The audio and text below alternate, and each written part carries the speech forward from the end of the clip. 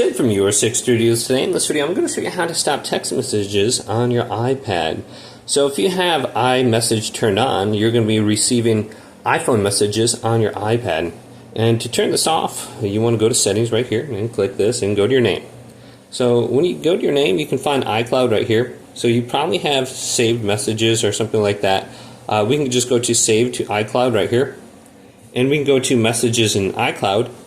And we can just turn them off right here. So when you turn it off, you can see it says show iMessage settings right here.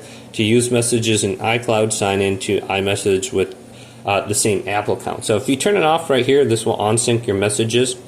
Then another area we can look is if we go back under here, we might be able to see our iPhone on our account. If we go on down, so we can tap our name, we can see my iPad right here. We can just tap it and we can see what's on iCloud backup. And then we can go back under here. If we scroll on down to apps and we go down to messages right here, we might be able to find iMessage if we're signed into multiple devices and just turn it off as well.